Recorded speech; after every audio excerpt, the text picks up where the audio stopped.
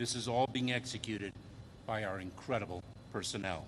CBP Border Patrol agents, field operations officers, air and marine agents, ICE ERO officers and HSI agents, USCIS asylum officers, and others in DHS and across the federal government have done incredible work implementing the President's executive actions and meeting the challenges at the border. I want to recognize the leadership here and the people whom they lead, some of whom are behind you, for the incredible work they do every single day, so very many of them at personal risk.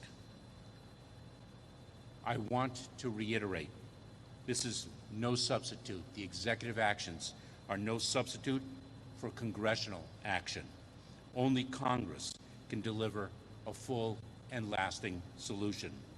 Only Congress, through legislation, can fix what everyone agrees is a broken immigration system that was last updated almost 30 years ago.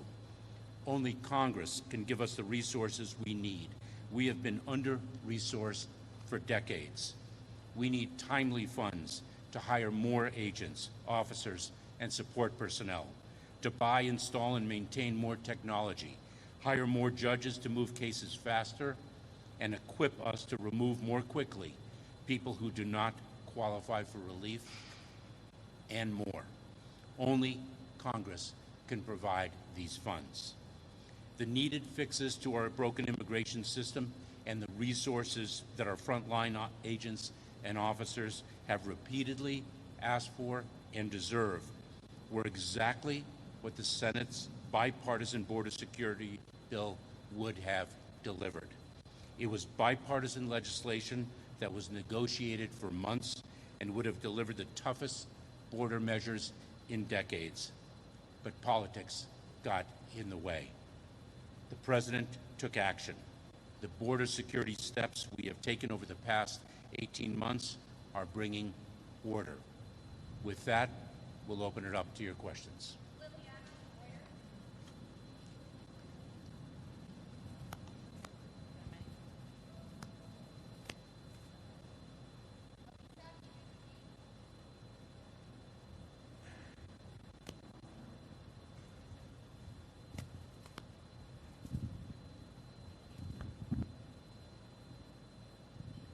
Hi, thanks so much for doing this.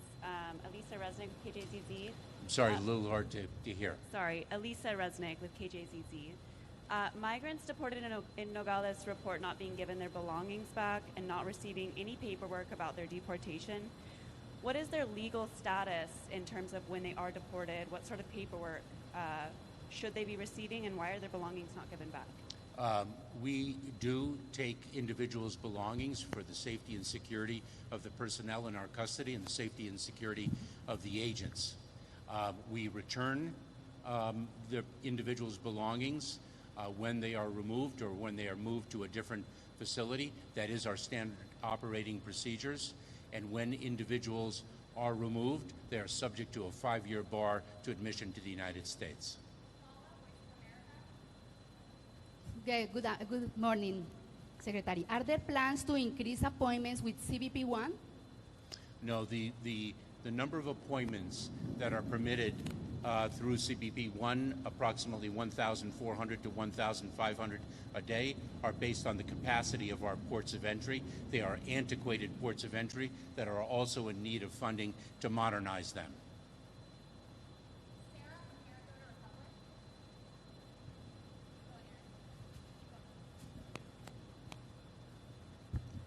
Hi, I'm Sarah Lapis, owner of Does anyone detained while this order is in place get an entry ban of some kind to the U.S.? And is that a violation of asylum law?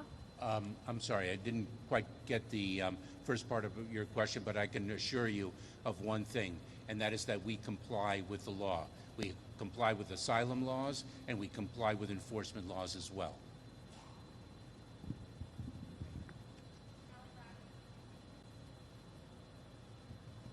Hi, Secretary. Thank you for being out here today. Obviously, the media, the nation has had their eyes on the brutal crimes committed recently by illegal immigrants. One of them was actually wearing an ICE ankle monitor, yet this morning you said in an interview that the safety of the American people is the priority and that these individuals are vetted But we know in our conversations with the ICE director, we've heard the FBI director say that there are significant gaps in intel. So what would you say to reassure the American people that they are in fact safe? And what would you say to the families who are mourning their loved ones because of these migrant crimes being committed? Well, let me start where you ended. A message to the families is, of course, our hearts are with them, given their suffering. The safety and security of the American public is indeed our highest priority. We screen and vet individuals when we encounter them. If we learn of derogatory information subsequently, later in the process, then we take enforcement action accordingly. The individual who's responsible for a heinous criminal act is the criminal, and we need to bring the full force of the law to bear on that criminal, just as I did for 12 years as a federal prosecutor. We encountered dangerous people then, and we prosecuted them accordingly, and that will indeed continue. For doing this. So you said you comply with, but there's reports of migrants being returned to Mexico who Being returned to Mexico. Migrants being put in an expedited removal to Mexico that said they manifested fear, but that fear wasn't heard, and it's not one, it's many cases. What do you have to say about that? Our agents and officers, not only in the United States Border Patrol, but in U.S. Citizenship and Immigration Services across the enforcement agencies and the humanitarian relief agencies that are part of the Department of Homeland Security, are well trained in identifying individuals who manifest fear, whether they vocalize that manifestation or whether there are signs physically of fear. They are well trained and expert. They follow the guidelines that we have provided to them. Individual who does not establish a basis to remain in the United States will in fact be removed. We are enforcing the law. Hello, sir. How's it going? Your department recently arrested 8 men from Tajikistan due to terrorism-related concerns. Is your department taking any new steps to better screen, identify, and detain migrants who may pose a threat to national security? And are there other migrants out there released by your department that you are concerned about from a national security perspective? Camilo, let me reiterate the foundational point that the safety and security of the American people are our highest priority. If an individual is of concern from a national security or a public safety perspective, they are a priority for detention. The 8 individuals whom you reference are in fact in custody. We did not have derogatory information when they were first encountered. Concerns were raised subsequently. We used our law enforcement authorities to apprehend and detain them, and they are in removal proceedings as we speak. I'm Paul Ingram with the Tucson Sentinel. You said that you're complying with asylum law and migrants and advocates. Sorry, it's a little hard to hear in this venue. How's that? Better. You said that you're complying with asylum laws, and migrants and advocates are still saying that people are getting deported.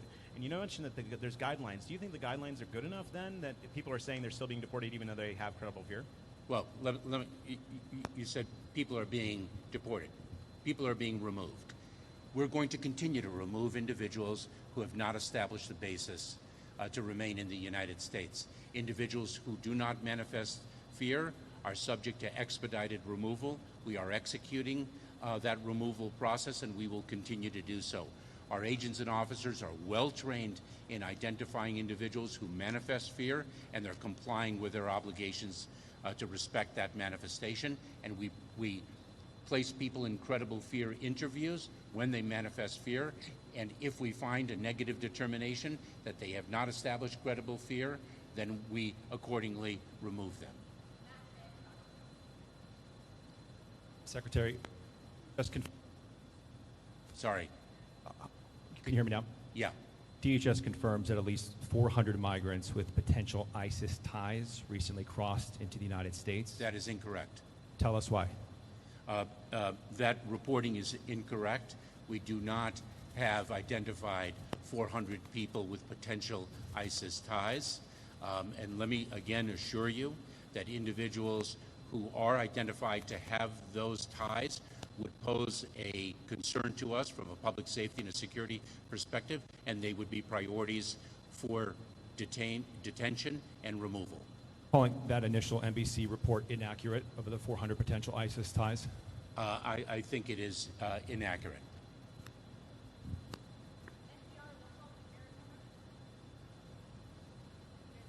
Let me be clear. Let me be clear about something.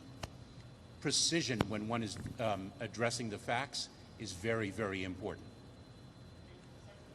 I just answered your question. Precision, let me just be clear. Precision when one is dealing with the facts is very, very important.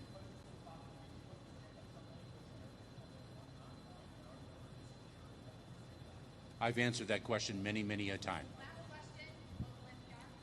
Hi, Secretary. Thank you.